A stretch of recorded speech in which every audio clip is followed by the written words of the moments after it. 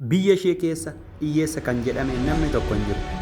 Mana barumsaaf kaffaltii barbaannan kan kaffaltiin isiniif kanfalamu yoo ta'e, mana jireenyaa ijaarrachuu barbaannan lafti isiniif kennamee akkasumas mana jireenyaa kan ittiin ijaartan maallaqni yoo isinii laatame, akkasumallee nyaata ruuzii yeroo ji'a ji'aan kan akka kennaatti yeroo hundumaa uummata isheetiif kennitu, biyya warqiidhaan guutamte, biyya manni fincaanii mootummaa warqii ta'e, aeropilaaniin dhuunfaa isaallee warqii biyya ta'e, akkasuma hattuun biyya sana keessa tokkollee kan hin jirre, kan hate yoo argame harka isaa lamaantu irraa citaa jechuudha.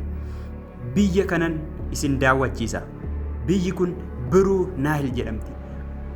Lafa bal'ina iskeel kiiloomeetira 5,765 irratti kan argamtu yoo ta'u, Biruu Naayil mootummaan ishee Hasan Alii Albokaash kan jedhamu yoo ta'u, xiyyaarri inni ittiin adeemullee xiyyaara warqii ta'e, akkasuma konkolaataan dhuunfaa isaallee warqiidhaan kan hojjetame, akkasuma manni fincaanii inni itti fayyadamu irraa kaasee sooftiin mana fincaanii keessaa isaallee warqii kan ta'e biyya nadaajii akka bishaanitti baastee gurgurtu.